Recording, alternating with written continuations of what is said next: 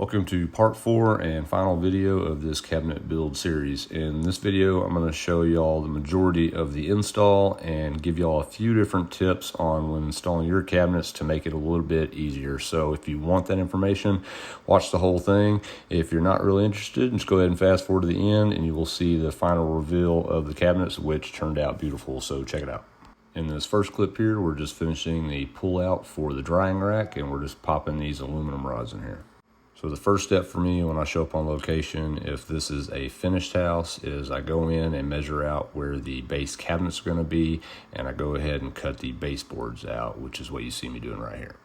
Next up, we're going to go ahead and get everything marked and leveled for the upper cabinets. These cabinets are basically going to the ceiling, and we need them gapped from the ceiling just a certain amount for the crown molding, so that's what I'm doing right here.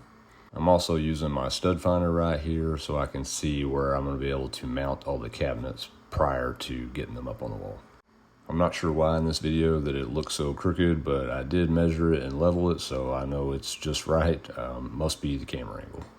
At this point, I've already pulled in the really big box that's up against the wall there. It goes from the floor to the ceiling, and the space was a little bit tight, so it was a little bit harder to try to catch a good camera angle of me pulling that thing in there.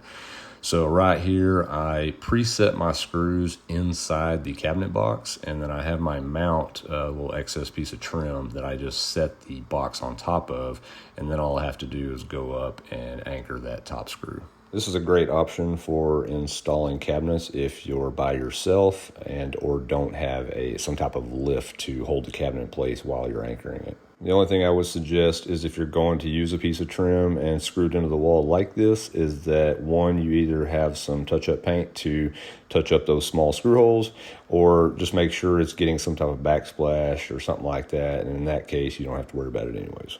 In this clip right here, I'm using a clamp I found on Amazon, and it's specifically designed for screwing face trims together, so it'll hold it flush and tight in place while you get it anchored. Once you've got your base cabinet in and you're leveled, you want to reference those marks you had made on the wall previously for your studs and go ahead and anchor that in. Now this is just a standalone cabinet box that we made to go in between the washer and dryer, which will be for the drying rack and the hamper.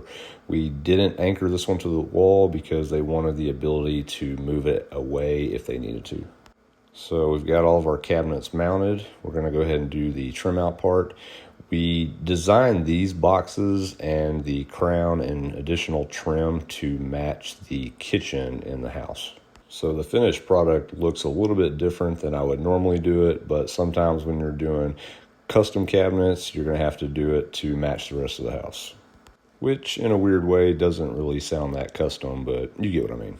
I've made the mistake in the past when building cabinets. I always wanted the cabinets to be a really snug fit, but in doing so, if the walls aren't perfectly square, you can get yourself into trouble and then the cabinets might not fit. So nowadays I take the overall measurement and I build the cabinets generally 3/4 of an inch smaller than the existing wall, and then we add the scribe molding on the sides to cover the gap if there is one.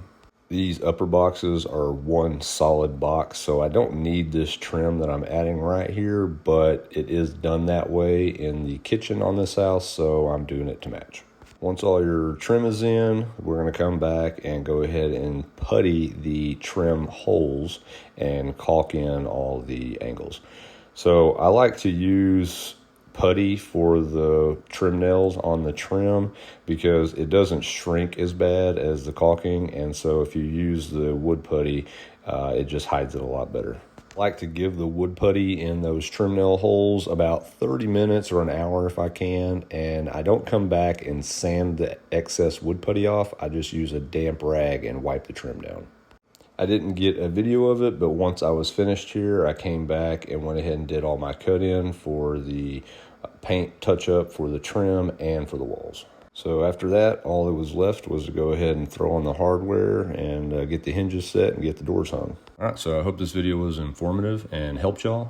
If y'all have any questions, leave some comments below and I will get back to y'all. I'm going to leave y'all with a little bit of music and the final reveal.